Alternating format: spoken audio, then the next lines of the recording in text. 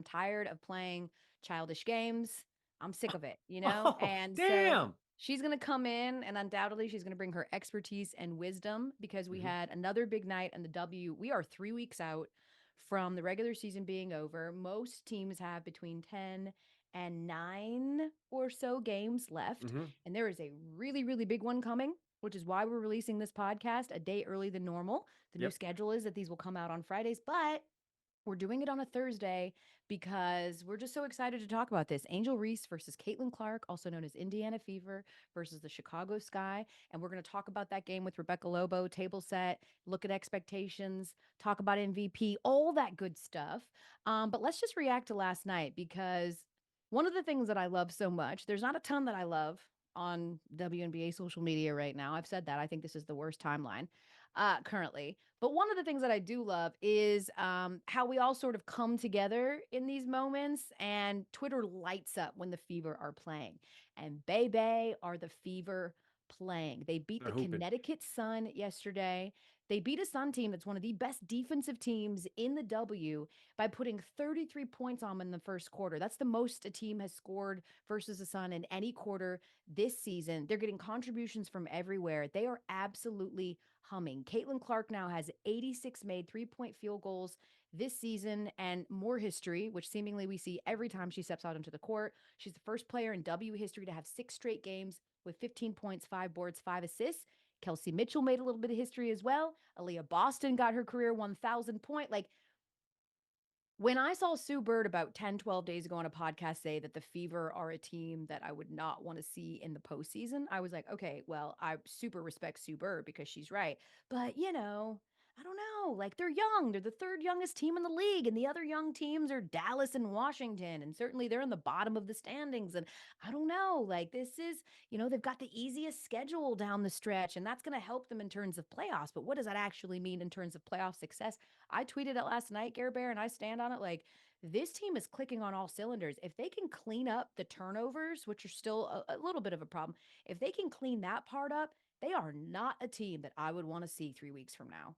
It was exciting last night watching games, watching highlights, watching the game, and then watching the reaction on Twitter. It legitimately felt like I was watching a NCAA tournament game reaction. It felt high stakes. It felt big league.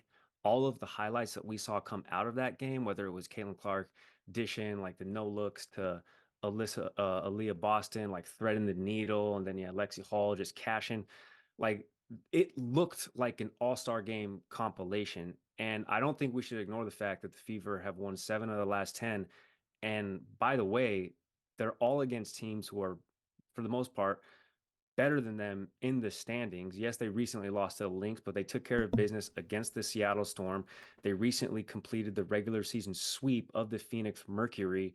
They also took care of the Lynx. I know this was about a month ago, but they beat the Minnesota Lynx, who could be a dark horse to win the whole damn thing at season's end. So they're getting hot at the right time. I don't think it was anything that we didn't expect to see happen, but because of the expectations we had to start the season, I think this is the iteration of the Fever everybody expected to see. Oh yeah, once they throw the ball up and tip things off in May, this is going to be the Fever. No, no, no, no. Now they've gotten 30 some odd games to sort of round into form, get used to one another, and we're sort of seeing that pay off. Oh yeah, and it helps to have a handful of first overall picks on your team starting to absolutely ball right now. Yeah, I mean, listen, like hindsight police, but like this is why everyone kept trying to say the best thing for Caitlyn is being left off the Olympic roster. You want her to ride the pine for the Olympics and not have a chance to rest. There I go. There she goes. I have to stop it. I knew she was. I was waiting for Elle to say something out of her head. Ride the pine. Look, if you don't think Caitlin Clark was going to play in the Olympics, it was simply because again it was going to be because of the coach. It was simply because it was going to be because of that. Caitlin Clark, by far to me, has the best tempo and best passing capability of all the point guards that went to the Olympics in Paris. By far. Now, I know they're going to try to juice this game up and make it seem like this is some huge game for the Fever and Sky. This is a big game for the Chicago Sky. This is not a big game for the Indiana Fever. This is a big game for the Chicago Sky. They need to win a basketball game. They are fighting for their 8th seed. I mean, they are hanging on by this much. This is not as important as it is for the Sky. Trust me. Now, Elle's talking about, I'm tired of the clown show. I'm tired of the da-da-da. So you're going to bring Rebecca in here to solidify that Angel Reese is still valid for Rookie of the Year? That's what I'm getting at, because I know you're getting the backlash in the comments, so now you're going to say, oh, you guys don't think I'm telling the truth. I'm going to bring in Rebecca, somebody else who doesn't really know what they're talking about, and then she's going to say something to make it seem like I can already see how it's going to play out. Let's just continue. To life, to sleep, to work with their team. Nobody made that Olympic roster. And so they were able to work out together and hang together. You know, all of a sudden we're seeing Caitlyn and Lexi at country concerts, and we're hearing her joke that the reason that Lexi's been on fire since the All-Star break is because they started kicking it and becoming closer friends. The chemistry is building. You know, Caitlyn Clark, people love to talk about the logo threes and the ridiculous step back threes and all of those things, but everybody knows that like one of the most special things about Caitlyn is her court vision. It is unparalleled. That also means that it takes time to develop that chemistry. She likes to move. She moves at a pace. She's always looking ahead. And sometimes those passes were not being received. Hence a lot of those turnovers, especially that we were seeing early on. Now, some of that was her being careless with the ball. And a lot of that was just the timing wasn't there with her teammates. We're seeing that chemistry build. We're seeing their rotations really, really work. And so this is a team that I thought, okay, especially the first couple of weeks after the All-Star break when they were winning some games, I was like, this might be a team that could sneak into the playoffs. And now this looks like a team that is currently like crip walking into the playoffs. I mean, they are going in two totally separate and different directions. Dejanay Carrington yesterday had one of those like, you know, how it started versus how it ended moments. And Gary, you thought it was hilarious. We didn't have to wait long to see how it ended, Elle. Listen, all right, So look, man, before we continue, Elle is right with some of the chemistry things. Some of the chemistry components she's talking about, that is absolutely right. This Fever team needed that. And I keep saying, yes, it was better that she didn't go to Paris. I'm not saying it was the right decision, but it's better off for the team and for Caitlyn that she didn't go. Because now you can see what that time did for the Indiana Fever together. And that's what's making the biggest impact right now on them winning games. Dejanay Carrington splashes a wide open triple, as you should. Hit a wide open three, but then shished the entire Gainbridge Fieldhouse crowd. All right, all 17, 18,000 of them. Okay, she wanted that smoke. I like it. Elle, but no sooner did she remove that shusher from her lips than was Caitlyn Clark absolutely blowing by her to finish on the glass, which, by the way, could have been a foul. There's a lot of body contact en route to a Connecticut Sun team, who, by the way, only one of 3 teams so far in the W. 8 of them get to the playoffs. It's them, it's the Liberty, and I'm blanking on one more team that have already clinched. All right, they are in the playoffs right now. So it was certainly an end-to-end that she probably regrets a little bit. But and to that, Elle, I'm less impressed when I see Caitlyn Clark like light it up from 3-point range, right? Because that's what we've come to expect from her game.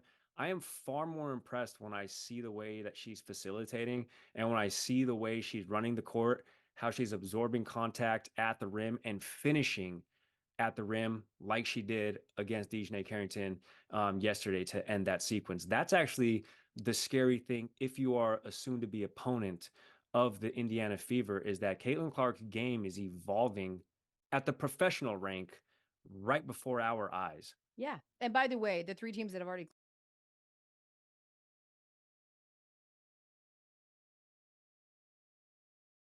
Look, bro, I'm not going to lie. My mic was off. Sorry about that. I'm not going to lie. My man right here, he be talking straight facts. He to me, he keeps it 100, and I don't think Elle 100% enjoys that, because every time Elle starts talking some crazy nonsense, and he keeps it 1,000 spot on. He is absolutely right.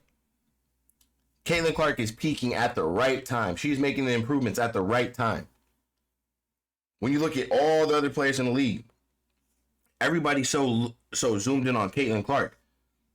What has she done that hasn't been improving? Caitlyn Clark is improving, and it is showing in her game, and is showing with her team's game and her team's success. 100%. I love that take. Punched are the Liberty, the Sun, and the Lynx. They said it 1, 2, 3 in the The standings Lynx. right now. That's what it was. The Lynx, who are on a totally ridiculous tear of themselves, 6-0, only team since the break that are undefeated, and we'll get into them as well. But as if the Fever weren't winning enough with the big crowds and all the attention and the winning and all of that, then they were goated. Okay. They Hey. had Simone Biles. Now, they say this was her first WNBA game. I don't know if she said that in an interview or if they just made that assumption. I have no idea. She was joined by Gabby Thomas, the Olympic track star. So many gold medals all up in the building there to see the Fever. Got to do a little photo op at the end of it. The entire arena got to applaud those two Olympians. And like, if you're Gabby Thomas, you feel some kind of way because I saw a few pictures where it was like Simone Biles and friend. I was like, and friend. What? What? Are you talking about the doctor turned Olympian? Wait, Interesting. No, that I not from promise you. I not promise from you. not from like an established. No, not like a media real one. person. It was just a lot of, Simone Biles hangs in the box with her friends and watches the game. I'm like, what? Oh, the Harvard educated doctor gold medalist. Right. Damn. Yeah, That's a honestly. violation.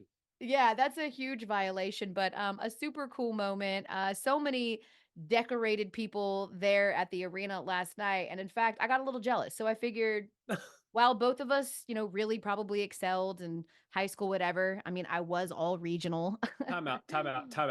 First of all, you were a little bit busy, quite literally, being one of the selected faces of the ESPN franchise as we ourselves hosted a media day. Elle. So don't just try to gloss over, I was FOMO, as if the powers that be would have even let you go because you literally had to answer questions from a collection of collected nationwide media. We'll talk about that after we let Lebo go, because I did have one thought on yes, the event yesterday. ESPN Media Day. Was your one thought, wow, my friend Gary Streisky should be with me on this stage right now. He's so funny and these people would think he's so likable. It was not. But okay. I did have other thoughts. But we decided we wanted to be decorated around here too, and like if they can have Olympians in their arena, then why the hell can't we have Olympians on this show? Dial her up. You know what? I'm sick of it. I am sick, Gary. Look, before we continue right here with this segment, actually, I don't even know if we're going to continue with this segment here. I'm just going to be completely honest with you at this point. With Elle Duncan, I know she's trying to keep all of this alive with Caitlyn Clark. I know she's trying to keep all of this alive with Caitlyn Clark and Angel Reese. And this is exactly what it's going to be. This is going to be a segment, which I'm just going to do on a separate segment. This is going to be a segment where Elle is going to tell you or expect something from Rebecca to back her up when it comes to Caitlyn Clark versus Angel Reese. Yes, Angel Reese is amazing when it comes to rebounds, so we're going to keep saying that. But the reason we keep denying Angel Reese to be Rookie of the Year runner-up is because she continues to prove us time and time, game after game, night after night, that she cannot make layups. She has no offensive skill set. Her motor, her work ethic, undeniable. But when it comes to scoring the basketball, when it comes to helping a team win basketball games, yes, she gets second chance opportunities. She can play a little bit of defense here and there. But really, can she play real good defense? She leaves her man on the block a lot. She leaves her man on the island a lot because she's focused on rebounds. I watch most of their games live. I go live for these games. I'm not just talking, man. Caitlyn Clark, I'm telling you and I'm going to tell you again, what she's able to do as a rookie with the amount of pressure, with the responsibility on that court is unbelievable. Imagine if Angel Reese had to touch the ball as much as Caitlyn Clark. Angel Reese can sadly barely dribble the ball. Let's be honest. For a professional basketball player, come on. I mean, her skill set by far looks like one of the worst in the league. And I love Angel Reese. I think she'll be a great basketball player if she could learn how to finish at the rim. If she could learn her skill set. I think that would be a great piece in a couple years. Does she have outside distractions? I'm not sure, man. I'm not going to sit here and say she shouldn't be doing business adventures or anything. But I think when it's during the season, it's time to be locked in during the season. You let your team handle all that. You don't need to be announcing and getting involved. You need to be in the gym with the trainer. Because if you were doing that, we would see improvement. It's just the fact that we're not seeing any improvement in your game is why people are constantly telling you in your comments and on X and on Twitter and whatever the case is at, you're not the rookie of the year. Talent-wise, Caitlyn Clark blows Angel Reese out of the water. The real conversation needs to be, who is the runner-up? Is it Rickea Jackson or is it Angel Reese? Now, when I tell people who has the better upside when it comes to the rookies, besides Caitlyn Clark is one of the best players in the league right now, trust me. When it comes to the rookies left, the Angel Reese, the Cordoso, the Brinks, the Rickea Jacksons, when it comes to all around overall offensive game, even defense, spreading the floor, getting your own shot, playing off ball, smooth jump shot, can hit the mid-range and the three-point and finish at the rim, a little bit of post-game, Rickea Jackson is by far better than Angel Reese and some of these girls who are rookies. Camilla, I like Cordoso. To me, she's a huge piece to Chicago that they're misusing. I think she could easily be averaging a double-double as well. She needs more touches. Getting 4 or 5 shots a game is not going to work. She needs to be up there with the 10-12 range. She's that good. She's 6'7". She has good footwork. She can run the floor a little bit. She can defend the ball. She's going to finish at the rim on both sides. So I don't know what we're missing. But as far as the Fever, they have hit their stride at the right time. They have hit their stride at the right time, and whoever they get in the playoffs, it's not going to be easy. They have proven to us that they can beat the top teams in the league. She says we have an easy schedule. The past 6 games out of the break for the Fever have pretty much all been top 5 teams in the league. Mercury, Seattle. You got the Suns. Then you got the Lynx. Then you got who else did they just play? The Atlanta Dream. That's not a huge playoff team yet, but that's a very good team. I think they're better than the Chicago Sky, and Chicago sits at the 8th seed. So the way they're clicking, the way they're running out in transition, they're getting adapted to how Caitlyn Clark plays basketball. You know, it's definitely showing. The team chemistry is definitely showing. So I'm just excited to see what they're going to end up doing as far as the playoffs. I know they're going to make the playoffs. I just don't know what seed they're going to make or fall into. I think the game today versus the Chicago Sky, I think they're going to come out on fire, especially if they don't have Kennedy Carter. That's not going to be good, man. But look, it's your boy CL Connor, man. If you have not, make sure you guys sub up to Game Day. We'd love to have you here. I appreciate you guys. I'm going to catch you on the next video. I'm out.